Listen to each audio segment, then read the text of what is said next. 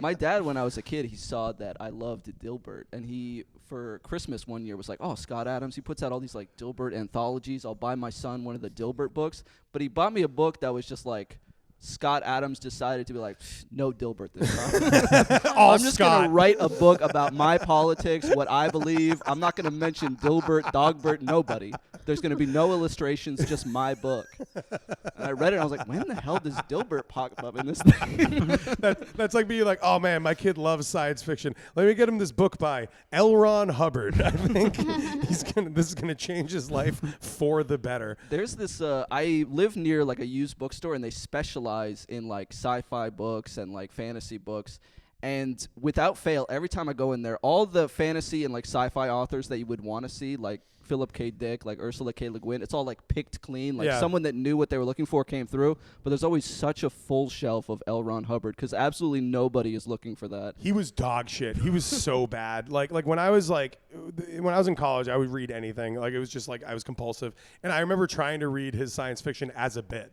You know what I mean? Just being like, oh, I'll read L. Ron Hubbard short stories. Like it'll be because he's the Scientology guy, and they are fucking unreadable. Like it doesn't seem like he read it. Like he's well, Battlefield Earth is unwatchable. They made one film out of one adaptation of his works, and it's like this is the worst sci-fi film ever made. It's really bad. And the thing is, like, you go through the thing where you found out like what Scientology is and the Xenu and all that stuff. That is like what his science fiction is. Like exactly like it's just like, and then there's this guy and he's so cool and he makes everything explode and you're like, oh wow, this is incredible pacing and characterization. He looks like John Travolta in a mask. I'm a beloved figure of the 20th century. John, did you ever read sci-fi? No, but I was Cthulhu? Was that H.P. Lovecraft. That's H.P. I thought that was the same guy. That's like fantasy horror, but yeah, same. That guy was like equally like racist, homophobic. But the best part is it was about Italians. It's not like he had all the darkest like feelings that a person could have, but it was just towards Italians in Rhode Island. Interesting. Yeah, if you read deep in L. Ron Hubbard, I could probably get down with that guy then. I think me and that guy have a lot to relate on actually. God has gone on vacation. God's been gone for so long. God has gone on vacation. Will he be coming back? Will he be coming Welcome to the Big Hollywood Table Read, the only podcast where people cold read sketches live into a microphone that they have never seen before. Unless there's another podcast like that, but fuck them. You're listening to this one. I am your host, Tom, as always, and with me, as always, is my co-host, Caitlin. Say hi, Caitlin. Hello. And with us, as always, is the magnate, the man who runs Hollywood itself, the guy who made sure that Battlefield Earth bombed so that John Travolta would remain under his boot. John fucking MGM Farrell. How we doing, John? Good, and I helped Travolta a lot. He has a new film he just starred and directed in, actually, where he's a pilot because he loves flying that damn plane, baby. Is it like is it a documentary? That's probably dog shit. I don't really know. I just kind of suck. It's his beret era. Oh, his beret and tented finger era. Yeah. I forgot. Yeah. And debuting on the Hollywood Table of Success, coming up the red carpet, the rising star, the Tinseltown Can't Stop Raising the Roof for Michael Tobin. Thanks for doing the show, man. Hey, thanks for having me. Of course, welcome. I love John Travolta. I love Scientology. Hell yeah, dude. We all love those things. Are you? You're like a movie guy, right? Like you film buff? Here's the thing. My big hobby is reading. So whenever people try to talk to me about books, I feel like I gotta like represent my side of things. Yeah, absolutely. And be like, I despise cinema. The book was better. Yeah. What do you? Is there a certain type of literature you like to read, or is it just everything? I kind of like spread out. The thing is, if you go on like BookTube. Yeah. The big people on BookTube are like recommending like one from this genre, one from that genre, one from another genre. So you do feel bad if you sort of just dial in on sci-fi for like a whole month. You kind of got to jump around or you feel like you're missing something. So BookTube kind of keeps you centered on it, like that's your community sort of thing? Like that's how you follow? That's cool. I mean, I watch BookTubers where it's just like, this is a really weird guy recommending weird books. I'll never read any of these, but I got to keep tabs on this guy. Yeah. I love podcasts about terrible movies. I won't watch them. I just want to hear about them, I mean, I was a big like mystery science theater guy, so I love a good bad movie, but a good movie that my wife wants to watch. I'm like, I'm not in the mood to watch a good movie right now. Do you follow book influencers like Caitlin? Like, Just a little bit, just for recommendations, but they're very they're not any. It's not any in-depth analysis. It's just if you like this book, you might like this book. And that's pretty much it. I really like the analysis from someone where halfway through you're I don't think you know how to read. Judging by how you put sentences together, I have no idea how you could have read a book. Does not seem. Yeah, I like to just read a book and then go find all the conversations about it on Reddit, and that's pretty much it. Okay. That's kind of my personal book club. It's just finding every comment on Reddit about that book. I liked when you were going through the phase of you were reading all the really big books that are just about suffering, that are just about like what? A Little Life, all the trauma porn. Yeah, the trauma porn books, because then all the conversations are just I was sad when this happened, and someone else going, I think this book is unethical. And it's I love literature. They treat it like the main character of the book is a real person, that the author is doing things to. Yes, yeah. That book really split everyone in half as far as whether they loved it or hated it. There's a lot of trigger warnings at the beginning of the book. Oh, yes. Did you read it? No. For that reason, I won't read it. It's pretty brutal. But I liked it. I thought it was good. But it is depressing as fuck. I read anything I could get my hands on, especially before the internet was everywhere when I was a kid, and I probably have read in a 20 versions of Chicken Soup for the Soul. Do you guys know? What that is? That. Oh yeah. That shit and that is trauma porn. But I didn't know what I was I was just literally on the toilet oh, I'll just read this. Yeah. And it's just oh, these guys are friends. Oh, one of them died in a horrific made up way that definitely didn't actually happen. Oh, and I guess I should love Jesus. And after a while being oh, these kind of seem like a trick. I'm gonna Before read it. the internet, we didn't know that you could just make shit up and write it down. Yeah. There was a better time. Let's do the first sketch. Speaking of I making should shit love up. Jesus and soup. I shouldn't have gassed myself up as a reader, because my reading out loud skills are much something to different be than your desired. insides. Oh, reading don't. skills. Let me No, tell you you. have to be the best reader on. I was the kid in school. to be on this show. They would ask me to read aloud one time, and after that, they were like, "We'll never subject that child to that ever again." Oh, you're one of those kids too. Just sounding it out like the Hooked on Phonics bit that Brian no. Regan did. Don't worry. Can't we just watch Muzzy commercials instead of doing this reading out loud bullshit? I want to learn French from that dinosaur or whatever it was. The monster. I wonder if Muzzy really worked. Um, Kind of an offensive name if you're trying to learn Arabic. Well, I think the implication is that you would never do that. yeah, I think Muzzy was French only. Well, he had a lot of different they don't have languages. any history with any of that. There's no overlap there. There's a scene where Muzzy goes into the Charlie Hebdo offices, tries to teach them Spanish. Muzzy, I'm going to Algiers. Okay.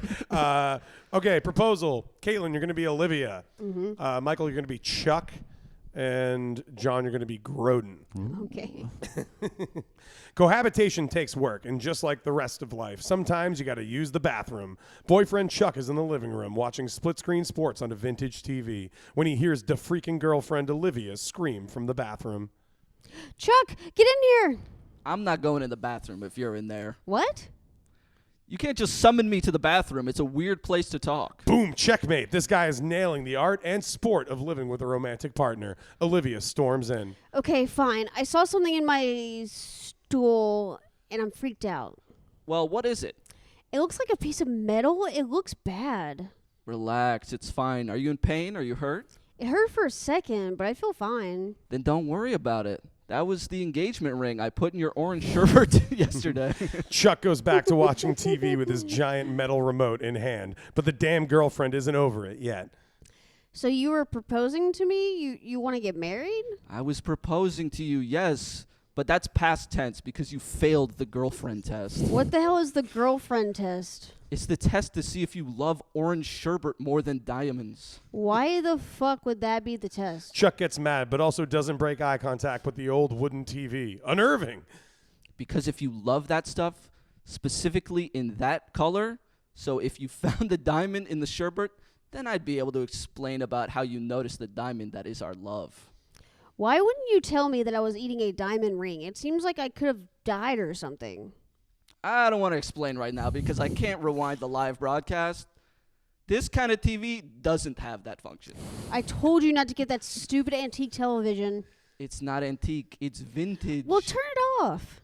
Fine, I will, but it's going to take several minutes. Chuck the shitty boyfriend hits the giant metal remote, and after 2 long beats, the picture on the screen disappears vertically, then collapses horizontally. But the dot remains. What's this stuff about a girlfriend test? It's a test to see if a girlfriend can become temporarily French. You mean a fiance? I have no goddamn idea.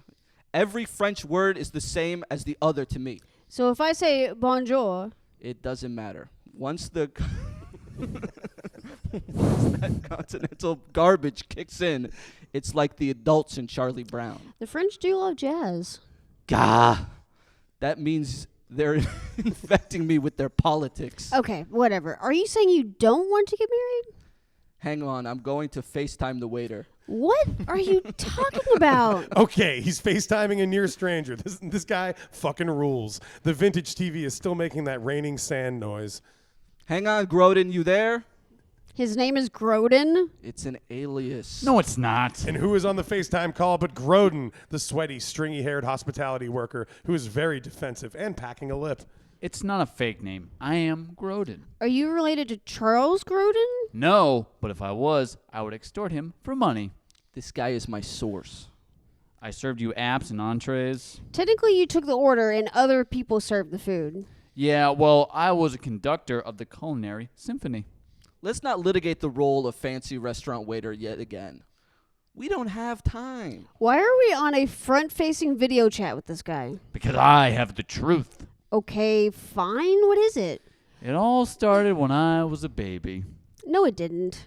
That's true. I just pulled you aside before our meal. Sorry about that. For a second, I thought this is my story of my life. Oof, buddy. If it was that, I would kill myself. Hey, don't say that. Too late for that now, huh? Why did you get his number? Why are you in contact with this random waiter? So he can explain the schematics of the night. Yeah, and at your wedding, I was going to do a whole thing about me, the waiter. At our wedding? What the fuck? Stop being precious about it. I was going to be part of your life. The ancient TV is still doing a subsonic type of hum/whistle that nobody can hear, but everyone can feel. Anyway, honey cakes, that's the reason we can't have a life together. Why again? I'm still completely lost here. Gordon, hang on. I got a sneeze coming. Chuck does a big-time sneeze that's almost as dusty as his ancient-ass television. Whoa, that's a big sneeze, sweetie. I've done bigger sneezes, and no one's ever congratulated me. Shut the fuck up, Grodin. Hang on, I got another doozy coming. Two. Chuck's massive sneeze is followed by the very loud ping of an unmistakably golden ring. What the hell? Do you hear that? I can't hear anything. I'm a remote worker. Ha! Check it out, honey. It's a gold ring, and it seems like it's your size. She slips the golden ring onto Chuck's finger. The TV isn't crackling anymore. It's totally off. Why is this ring the exact same size as my getting married finger? I snuck the ring into your cocaine as a secret surprise marriage proposal. Holy shit, are you kidding me? That's a huge betrayal of trust. Grodin, my new best server friend, what do I do? But then Grodin rips off his glasses and hair extensions like they were a Scooby-Doo style mask to reveal a slightly different looking guy. Chuck is shocked. Wait, you're Trent, my cocaine dealer. That's right, Chuck. I am very obviously the guy who sells you drugs. But what's this all about? We're taping all of this as a viral wedding proposing video. It's true. There's cameras everywhere. So what do you say, Anthony St. Anthony? Will you marry me? God damn it, I really need some cocaine right now. Olivia and Grodin share a laugh over FaceTime like it's a fun sitcom. That's our Chuck. Whoa, that old-ass TV just did a weird pop sound despite someone shutting it off 5 minutes ago. Classic. Fiend scene. Living cinema. See, I really can't read. That was great. That was awesome. That's pretty good, man. You were an excellent put-upon. I could see the wife beater you were wearing. When I was a kid, we actually had a vintage TV like that because we inherited it from my dad's aunt, and we just kept it Yeah. and used it instead of getting rid of it. It was like part of the furniture. It was like built into. Yeah, the like the furniture wooden. Yeah, it was that's like a the good wooden base. thing. That's kind of cool. Yes. And my friends would come over and be like, "Why is your TV so old?" Yeah, why is your TV integrated with the carpeting? Yeah, it was so big. Like it looked Yeah. like a giant fucking table. Like I remember them from when I was little. I don't think we had any, but it must have been like one of my grandparents or because something. I don't think that they were like by the time like we got this, like I was pretty young and it was way past the time for these. Yeah, Like, yeah. Do you guys remember those commercials when we were kids where it would be like, hey, if you have a TV that's this old, you got to buy one of these converter boxes or your old ass TV is going to stop working in 2005? Yeah, for they had a sure. Remember that? specific For year. sure. Yeah, they were like, we're not going to be supporting the old ass TVs anymore. You got to buy this little thing. It was I'm like I'm a just gonna buy a new different- TV. Different version of Y2K. Yeah, I have $180. I can go to CVS. Like, I can get a nice TV somewhere. This converter thing is putting plasma into your TV. All the plasma screens. All the different like this one's got this one's HD Blu-ray. It's like it's 1080i. It's very important. I'm like, I got a big TV. I watch damn sports on it. It's fucking sick. My dad once asked someone, they said their TV wasn't working. My dad honestly said this. He goes, maybe your TV just ran out of plasma. Like he's a TV Gonna do a blood scientist. infusion on the TV.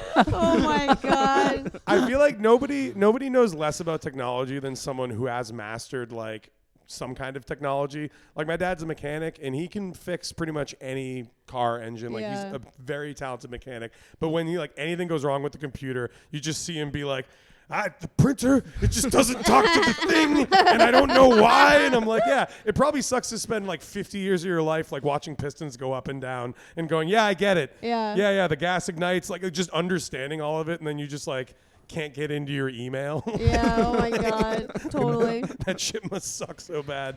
I'm definitely not The experiencing metaphorical car I could never fix. that. Why don't The we printer. just write each other letters? You know? I dodged a bullet when I left for college because my family did have one of those old ass TVs in the basement, and my No roommates. converter?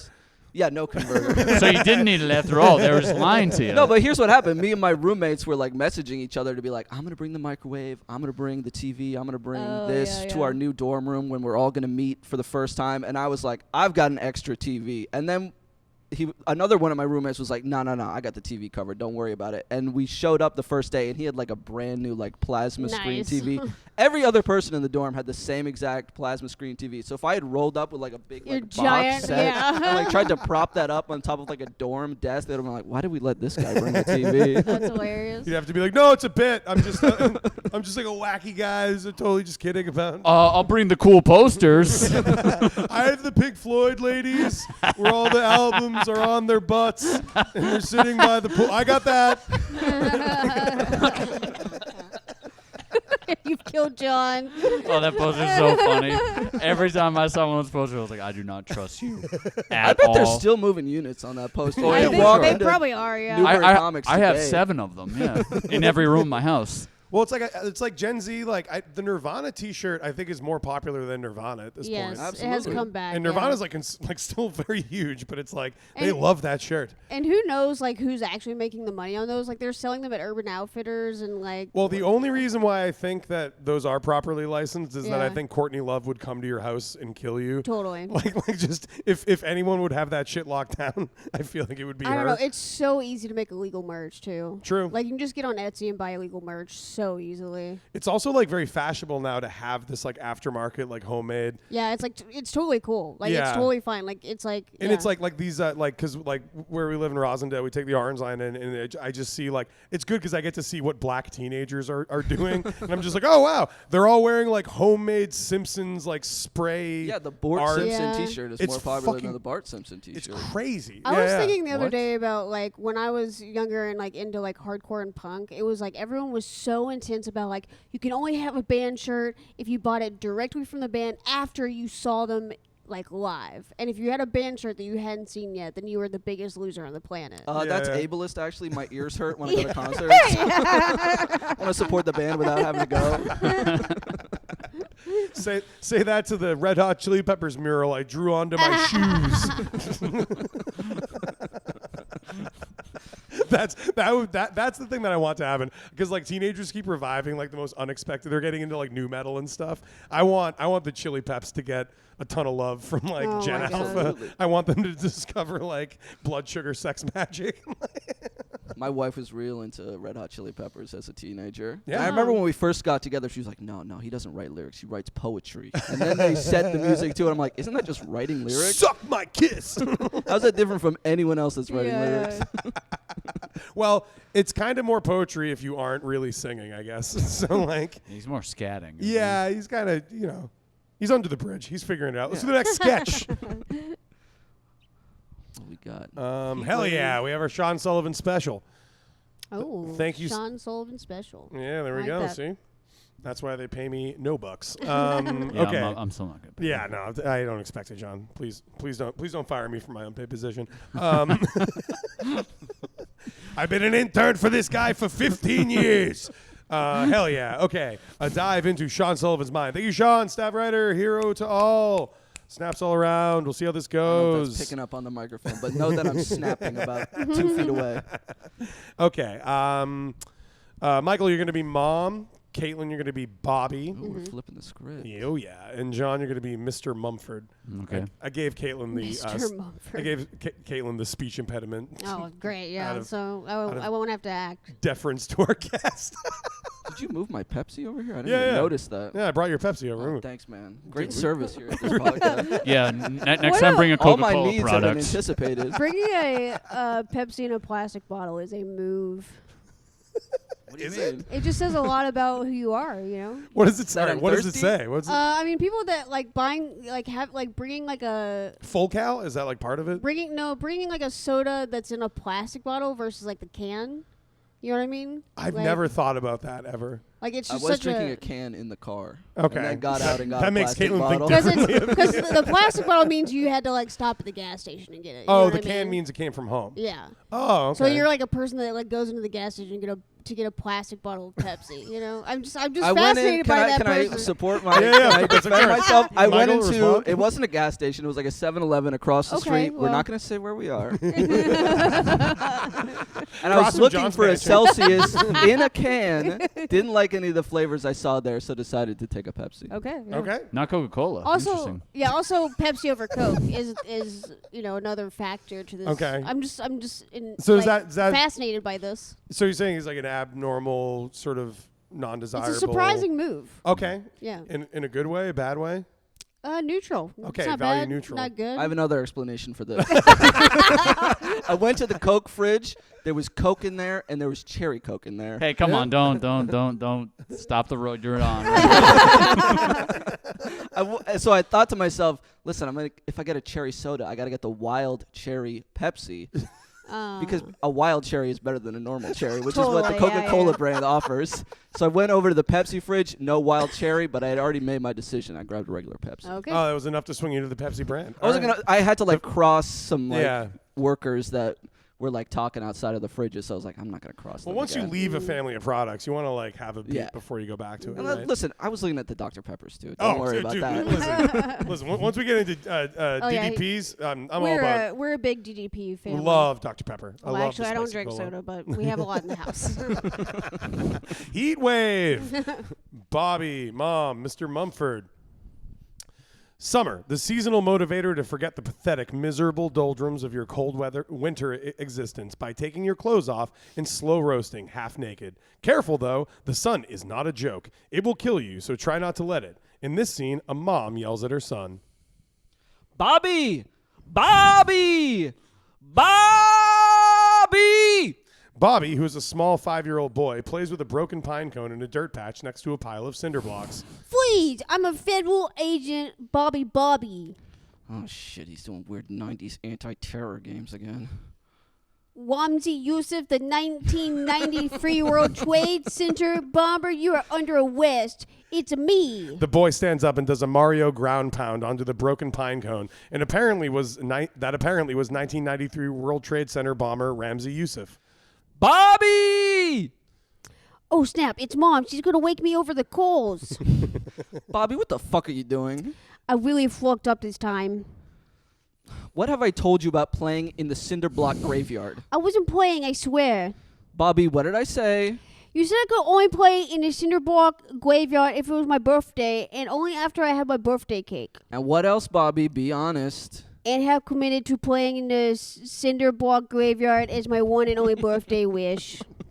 And is it your birthday? No, ma'am. Are you playing in the Cinderblock graveyard? Yes, ma'am. I've been calling your name like crazy. In 1 hour, all our friends and family are coming to our house for a cookout, and you're out here. What am I going to do with you? I'm sorry, Mommy. I've got 42 ears of corn to husk and boil, eggs that need deviling, and ice. Ugh, the ice. All that. And you're out here trying to resurrect the dead again. I was just playing regular. Honestly, Bobby, even if your father who died 33 years ago in the 1993 World Trade Center bombing came back from the dead, he died 28 years before you were born. Bobby can't believe what he's hearing because it doesn't make any sense. I don't understand any of that. For heaven's sake, I was 4 years old, younger than you when he died. My dad? Yeah, I picked him out of a catalog 5 years ago when I was trying to baby trap your new father. What's a baby trap? I was so broke. I had to go to the clinic in Poor Town with the dusty sperm from the 1990s, and you pick out of a 3-ring binder. What are you saying, Mommy? Is Daddy a binder? I'm saying that you have a father, Bobby. His name is Steve. He lives in our house. But you said... Now Mom gets angry and defensive, keeping Bobby in a state of back-heeled terror. She's really good at being a mom. Nuh-uh. When you asked me where babies come from, I said you might not like the truth.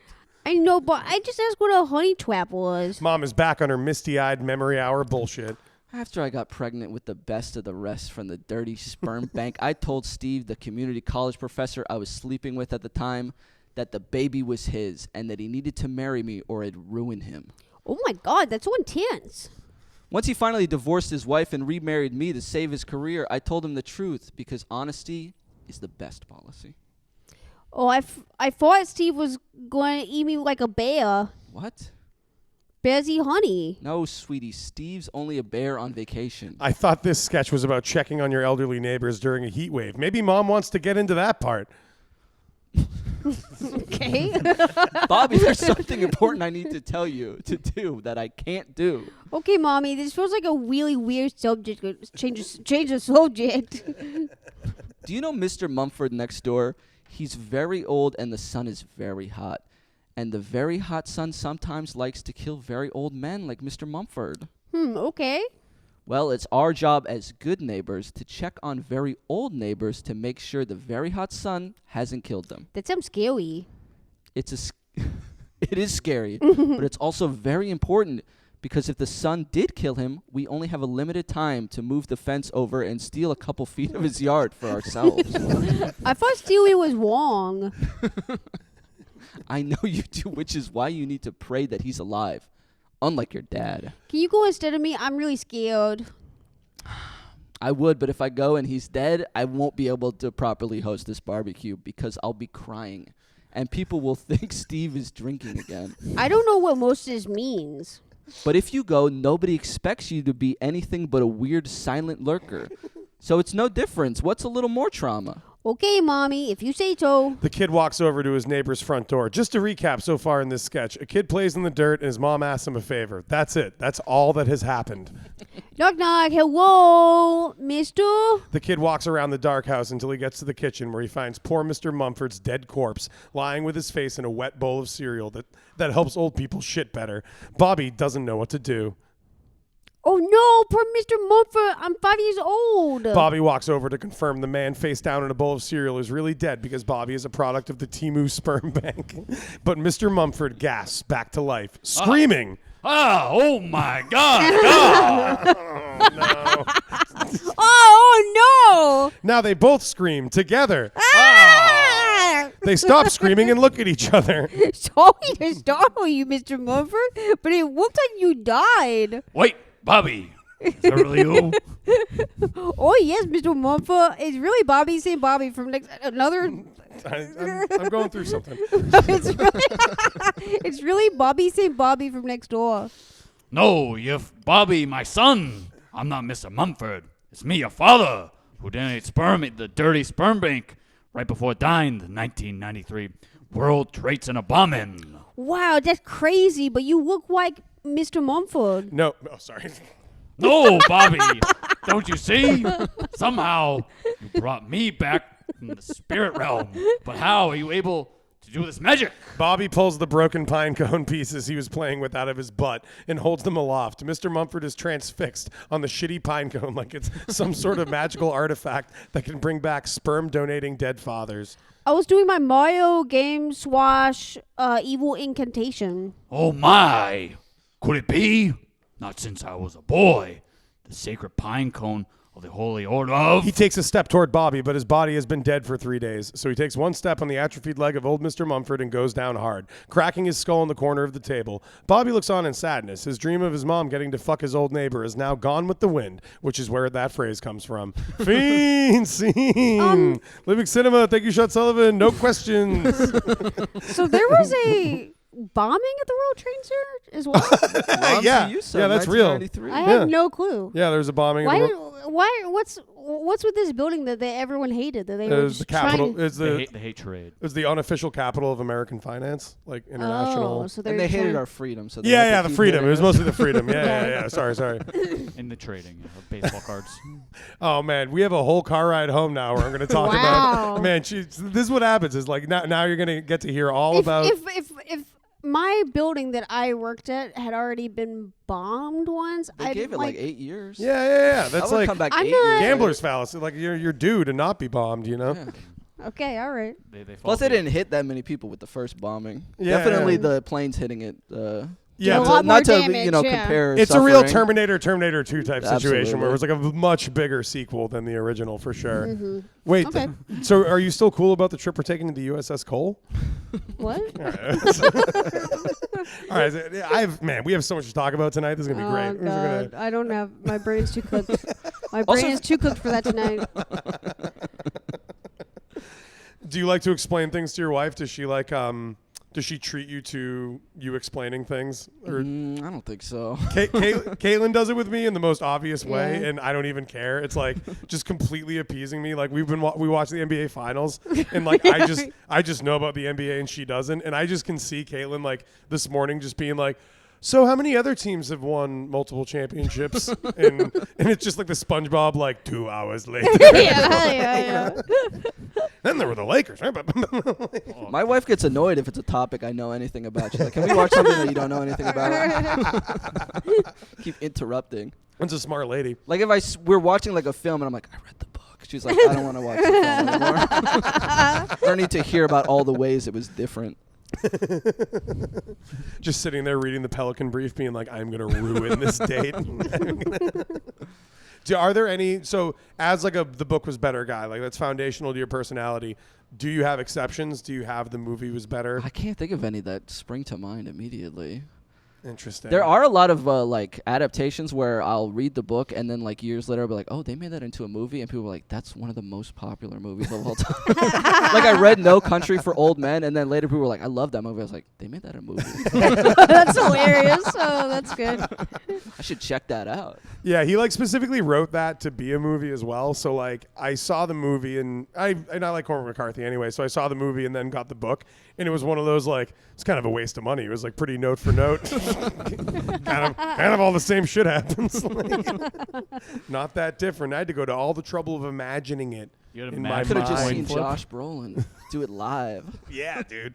That's the better version of it. He was really close with Cormac McCarthy, actually. Was he? And when after Cormac McCarthy died, there was a woman that came out and was like, we had a very inappropriate relationship. I do remember I was that. underage. And then Josh Brolin went on like Joe Rogan to defend his friend, but didn't like directly reference it. He just kept being like, yeah, and he never had any relationships with underage women. It was really weird. It was just something I noticed along the way. It was like super chill. She specifically said like he trapped me in this relationship by saying like, you're my muse. If Yeah. you leave me, then like the art is gonna go away. Josh Brolin went on Joe Rogan and was like, he never had a muse. It was weird. It all came from him. He never needed a woman to inspire him. He was museless. Did you read the article like when that thing came out? I mean, I think I saw it a few months later. But like, oh no, I mean like the actual article. I forget what publication, but like the guy who got the scoop and like wrote that profile of her. It's like some of the worst writing I've like ever read. It's the muse of who? Cormac McCarthy. Okay, yeah. Like like No Country for Old Men, The Road. Yeah, like, The Road, yeah, all yeah, that stuff. yeah. But like, he had this very inappropriate relationship after he died. But she like spoke of it like positively. Like, I don't like to think about it. I'm not a victim. And then like you hear the whole story and you're like, yeah, you're a victim. You're definitely pretty 14 years old or whatever. Yeah, it's like it's one of those like insane things. But the guy who wrote the profile of her is doing like me if I was trying to be Cormac McCarthy. It's just like it's the worst writing I've ever. It's like He doesn't use any quotation marks in the article. yeah, no, everything is blunt. No, he just like it's very much like the windswept red stained sky accented her words, and suddenly I was thinking, and you're just like, bro, you could just write down what happened. Like it's all you don't have to be the guy, to talk about it. He goes home to a 14-year-old girlfriend. He's like, I wrote the best article today. I'm living my best life. I'm following my. All right, let's do the next sketch. That seemed like appropriate Pacino. That was a good it was deployment of pretty good, Pacino. yeah. What's Yeah. appropriate Pacino? I've done a lot of inappropriate Pacinos. Like sometimes if I get a character name, I've already decided before out of the gate I'm playing Al Pacino, and sometimes that's been Mother, and that's just not Pacino. Yeah. It just doesn't work. Yeah, John. There's a lot of Bobs in these sketches, huh? We got You can throw a Robert or very Bob heavy. Yeah, John likes to cycle through the couple. Everyone has a couple voices. Nobody has a million voices. Yeah. But John will come in too hot with the Pacino. For a while, when he got a woman, he would try to do Mrs. Doubtfire, but it was like within the first. It was like he had already like burned out his I voice. couldn't commit to that for the full sketch. You'd get that for like the first 2 lines, and then at the end you'd just be hearing Michael again. Yeah, we have a lot of people deserting voices on here because it's like you commit to it and you're like, oh, this is really hard. Yeah. I cannot stay in Sometimes this. the reading is enough of a challenge on its own, Wow, staring daggers at No, John's head. it doesn't always have to be You Barack Obama. You swiveled your chair toward him when you said it. But we don't have swivel chairs there. We don't. No. Stationary chairs. Honestly, I am very distracted by the fact that these chairs swivel. I've been doing it the whole podcast. Michael is drinking his Pepsi. No, I'm just kidding. We're doing the joke. Okay. Can I say one thing about the Scottish people on the Say street? one I'm thing sorry. about this. Now that Yeah. we're talking about voices. They rule. Yeah. They Please, rule. please. I was walking through Quincy Market, which isn't anywhere near here. No. In I Quincy, just saw- Massachusetts. Yep. I saw the 2 drunkest Scottish guys, and one of them points to the sign and he goes like, he's like, it says world's best clam chowder. It's like your friend needed you to read that? He probably did. Yeah, no, they have been out there, dude. That's Harry. He doesn't read. we were driving around downtown on Saturday, and it was like 10 a.m. and there was like they were out everywhere on the street, like carrying around boxes of beers, drinking open containers on the street at like 10 a.m. They should just let open container be like, if you're Irish or Scottish, you're okay for a few I weeks. think It's kind of how it is here anyway. Yeah, but I think for the world, Irish. I think for the World Cup, they literally have like just temporary disarmed the laws of about the Yeah, you alcohol. can park anywhere right now. Yeah, you can You purge. I won't get a It's ticket. the purge right now. Yeah, you can steal. You can do whatever. They're Scottish. They drive on the other side of the road. Just let them. Don't let him near the animals. Okay, the joke. Michael, you're going to play Bob. Caitlin, you're going to be Arthur. Okay. And John, you're going to be Tony. Ooh, soprano. There you go. It's called bar joke. Yep, it is the Tony Soprano. Towny bars are where dreams and street jokes never die unless you forget them. 2 salty old alligators, Bob and Arthur, are perched on stools, having some daytime cold ones, as Bob finishes a filthy joke. As all great geriatric joke tellers do, Bob is wheezing and coughing with laughter alarmingly. So then he pulls his head out of the bear's ass. Yeah. So then what? And he says, they put it in the newspaper? Huge pop. These geezers are wheezing. I know what joke that is. They put it in the newspaper. That's a freaking good one. I shit myself when I first heard it. I shit myself all the time for whatever reason. But there's dissent from down the Kino-stained enamel. Tony, another crusty old townie, stumbles into the bar in time to catch the punchline. Hey, I heard that, Bob. Oh, Tony, I didn't see you there. Why you creeping around? You know, this is where I like to read my coupons. Yeah, Tony, why are you always reading a coupon book? Is it because you're Italian? I'm not Italian. I'm Irish. I told you. My parents named me Anthony as a joke. How are your parents doing, Tony? They're dead, Bob. They've been dead. They've been dead for 40 years. Now, why are you telling jokes about me here at the daytime drinking bar? Bob panics and his townie fight or flight kicks in, so he starts talking about the Bruins. You guys hear about the coach? They're thinking of firing him. The hell are you talking about, Bob? Stop changing the subject. I wish the captain was my son. I love him. Why are you reading coupons? Stop deflecting. I love my coupon book. Hey, Tony, take it easy. Let me buy you a Fresca, and then I'll pour you some vodka from the bottle in my pocket. That's enticing. But first, what was the fucking joke you were telling? Aw, Tony, it was a great one. You'll love it, even if you're secretly not Italian. I'm also part Italian. I'm really interesting white person. Take two. Hold on. I'm also part Italian. I'm a really interesting white person. So in this joke, right, there's this guy, and he's trying to have sex with a bear. Come on, Arthur. That's not how it goes at all. It's about a guy who's pissing in a river. Oh, you mean just like me that time we went camping? Hey, buddy, I'm sure the joke's not about you. Does this guy pissing off the bridge fall into the water and get his foot stuck in some rocks? Actually, yes. And does that make the river swell and a bunch of fishies? Fishies. I almost did I read that wrong? No. That's right. No, that's not a flub. It's not a I flub. flubbed too many times that I don't know if I'm reading correctly anymore. You're killing it. You're an actor. And does that make the river swell and a bunch of fishies swim up to him and start sucking his dick? Oh, yeah, so you know this one? My dick wasn't even hard. I wasn't sexualized by that fish, Bob. Oh, wait, fuck, this really happened? My flaccid pee-pee was attacked by a dozen of suck-style fish. Ain't that right, Bobby? Bob keeps pushing his come on, have a drink strategy, which has been working for him for 40 plus years. Hey, barkeep, get our buddy here a Fresca. There's no barkeep for another 45 minutes, and you know that, Bob. That's right, because our bartender's on pills. Shut up, you both. So, what's the next part of the joke, Arthur?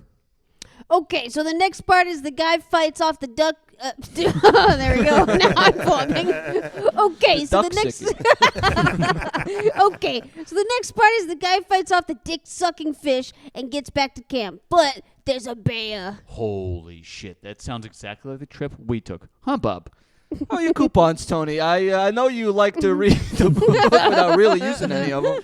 Oh, is that your next fucking little joke? But that dumb bitch Art can't wait to retell the joke he just heard. It's burning a hole in his brain, which is already bad.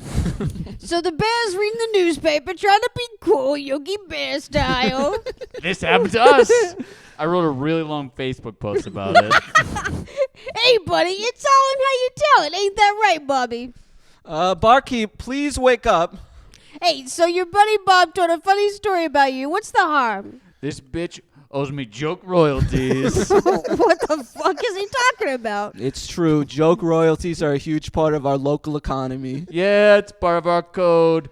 And my 3/4 Italian blood is boiling. Did you really shove your head up a bear's ass? That's not the point. Tony does a big reveal, but he's also looking at his phone, which kind of kills his momentum. I brought my IP lawyer, and I'm tracking his location on my phone. He's arriving right now. A beat before the lawyer bursts in. Hey, buddy, take a hike. There's no bartender here. I'm here on behalf of my client. That's right. I want a cut of the income from that street joke you stole from my real life. Holy shit, this is like real life litigation breaking down the barroom. Yeah, we get it, Arthur. It's very obvious. Well, that whole thing where my head was up the bear's ass and the bear was reading the newspaper, that's my intellectual property. So you really shoved your head up the bear's ass? The bear was also trying to read the newspaper. It was a real Yogi Bear type situation. That's absolutely fucking crazy. And all those fish sucked your dick too. I actually got to admit, that part was pretty good.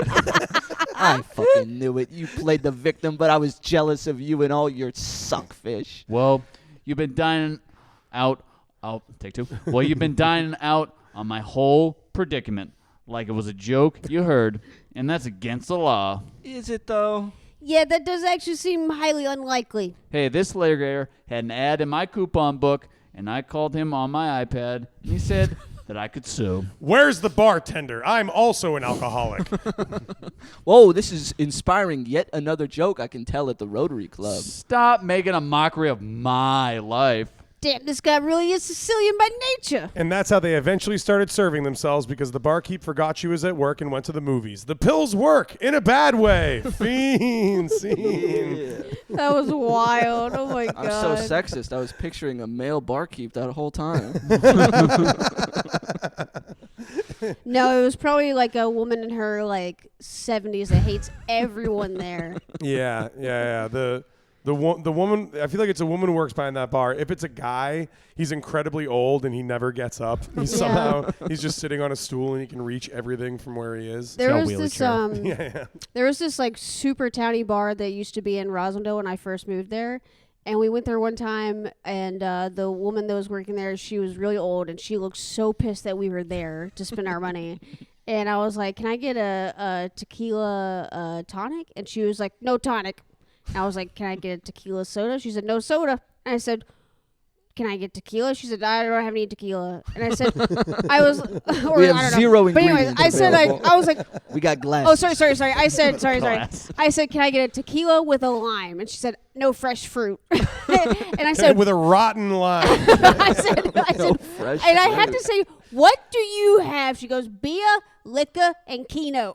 And tequila's not liquor. Yeah, can I get a tequila with a Keno ticket inside of it? Make it a green No, one. I should have had to get just a straight tequila, and it was warm. Yeah. Like, that's all. Really? It wasn't chilled over ice. It was so warm. It was like bath water. Did they have ice? Is the next question. I doubt it. So that's the thing, though, is that like there are no like those like true shithole dive bars. Like they're all going away, which is why we need to join Yeah, that one's the gone. Albanian men's club Yeah. down the street They from do have a us. cool We flag. We live near. We were talking about this in the other episode. We live near multiple Albanian men's clubs in our neighborhood. Was there like a division? Like, nah, we can't hang I out think that there were other- just too many. I think it was more of an expansion, if anything. I think they're like we've conquered Rossi Square. Now we're going down Belgrade until we have all of There Hyde really Park. is so many. We have there are at least four in there, at least three. So I know that we have an Albanian club, or Irish club, and a Italian club, And there's a Greek one too. a Greek one. Okay, Yeah, so yeah. four. All like the and let me tell you, no matter what type of white ethnic you are, you love getting drunk at 10 a.m. That's the one thing they're all doing. I've is what never I've seen. noticed. I've rarely seen anyone going in and out.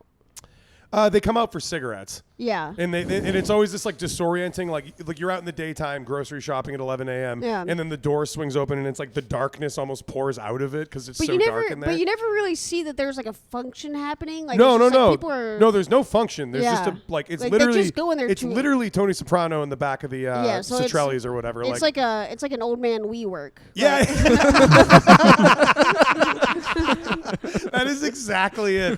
There's just like Maury Povich or whatever's like on the TV. They're just drinking straight warm liquor at like a plastic like church table or something. That's In crazy. folding chairs, and they're just screaming at each other in insert language here. Yeah. And then they go outside and they rip butts, and it's like, yeah, seems like a pretty sick life. You know, seems. Yeah.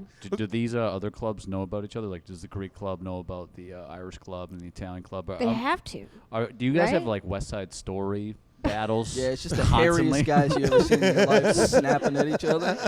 They're constantly trying to draft us. I mean, they have What side that. you gonna pick? They have that effect of like a group of old men who are literally speaking their own language, who are getting drunk. They don't know anything. I don't think they know that they're in America. No. You know what I No. mean? Like the whole point is they're just like, I'm in Albania. These are my friends. Nothing else is real. It's like especially impressive because like even since I've been in Rosendale, it's getting gentrified at a decent pace.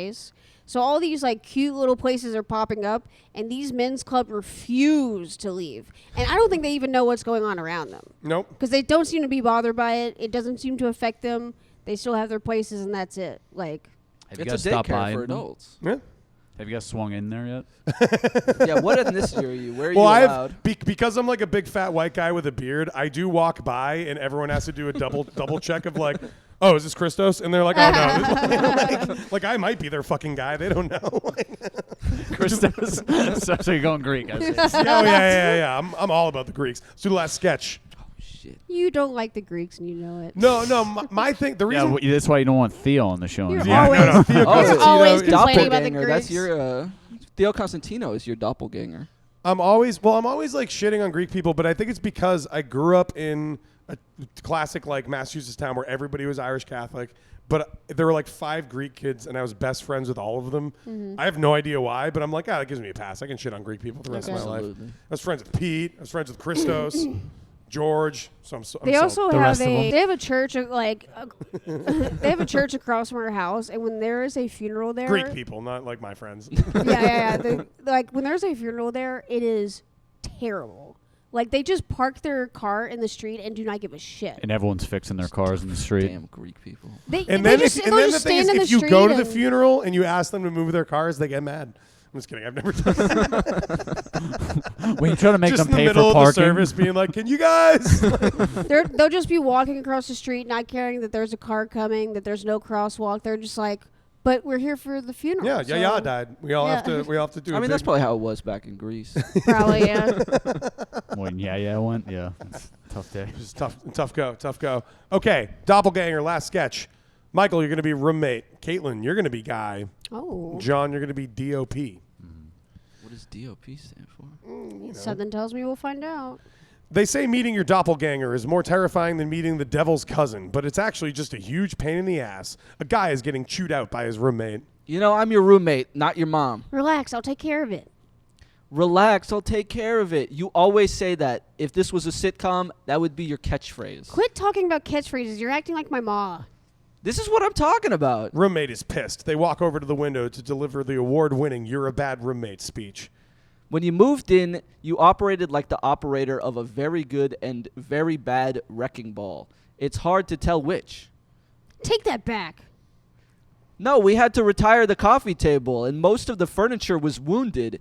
And you said we were finally going to watch the damn Super Bowl on the wall-mounted TV. So what? What's your point? This TV needs plastic surgery. The TV isn't broken. It just has character.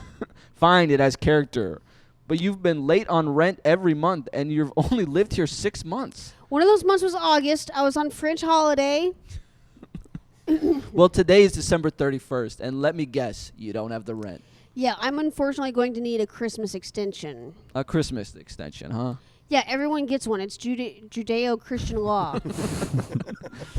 There's only one way to get an extension. You have to spin the chore wheel. Come on, Chris. It's me, and it's late Christmas time, and you're the most generous person I know. Quit kissing my ass and spin the damn wheel. Guy spins the wheel with very little effort, and the dreaded chore wheel makes its final turn and lands on "Take out the trash." We have a lot of trash. Sorry, I mean Christmas spirit.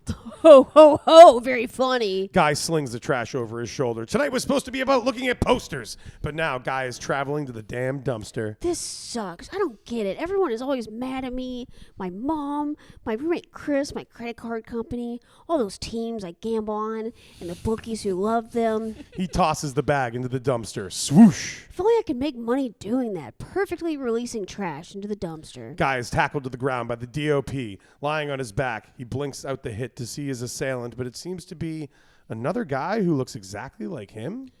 Hey, quit looking like me. Shut up. I'm your damn doppelganger. Now I'm taking over your life.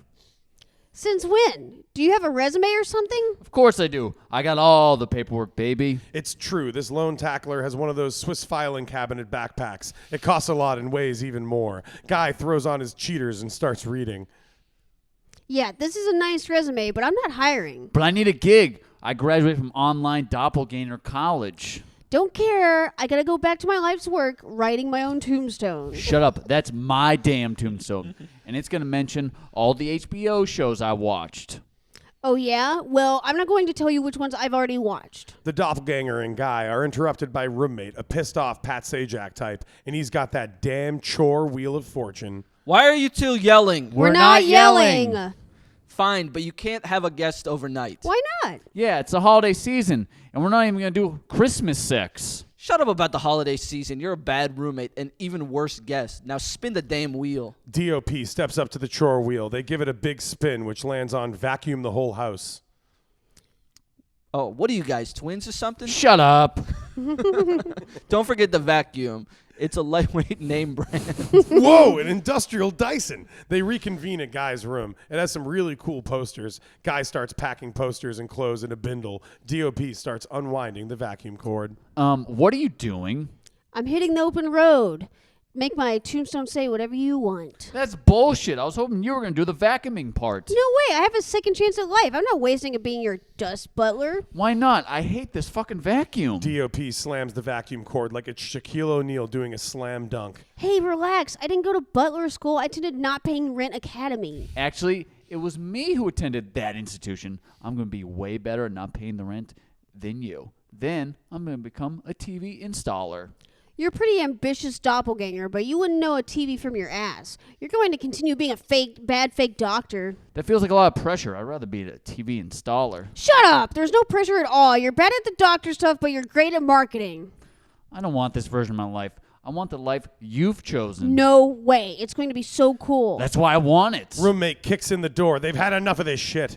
Do I even need to say it? Spin the damn wheel. No way! Come on, I spent a lot of time on this. Another person walks in, and hold up, they look exactly like the roommate, and they also have a wheel.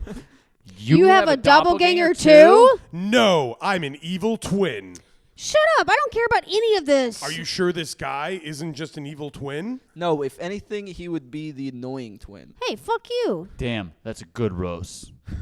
Can someone please spin the wheel? Fine, I have to do everything. Guy spins the wheel, and the sphere is beeping and booping. It lands on Leave Forever. Who put that on there? The house is always supposed to win.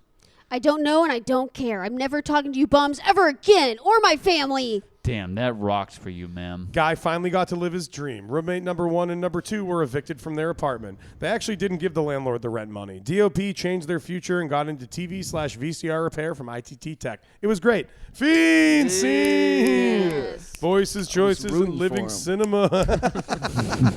It's about freedom, man. It's about breaking the bonds of whatever the fuck that was to go do some other fucking thing.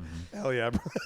Is that pretty much what it was about, John? Yeah, because I'm not going to. So I went into the Doppelganger Wikipedia page. No. Not you, You spent a bunch of time on Wikipedia to write a sketch. And all of them were just about, like, trying to kill one another. And I was like, How Bigfoot's real. Trying to kill it? That's on hilarious. just trying to kill each other. It's what? so They're usually funny. so like official about like this is a cryptid, this is the legend. That is hilarious. You make it sound like there's like specific stories it's of a like- guy. Controversies. How to kill. It's just like So Yo, I had a cousin that killed one of his doppelgangers. and none of them brought up paperwork. And I was like, well, you probably need some paperwork to do this. So John's putting in what was missing in the Wikipedia. I'm proving it.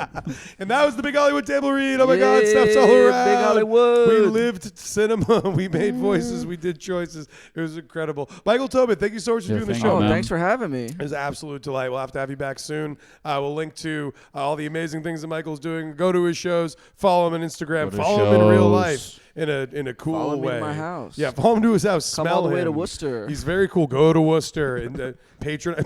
Bring World Cup to Worcester. Intimidate my wife. Do whatever you have to do. Get in the door. And remember, give us 5 stars, like and subscribe, tell your friends, tell your enemies, tell people you are ambivalent about, because we do this every week, and there's always new sketches and always some guests. And I will say, it's usually pretty good. Caitlin and John, I think we did a good job. First episode where I had the big flub. Oh, yeah. Caitlin Flubs, you Yeah, know, we're big expanding. day, We're sharing yeah. the I wouldn't flub call load. that a big flub. That was just a normal size flub. Michael is invited back forever. Officially. All right, we'll see you next time. Was Bye. shot, hanged, electrocuted, pressed, flayed, burned for 10 days. Natural causes. Bash, Why did we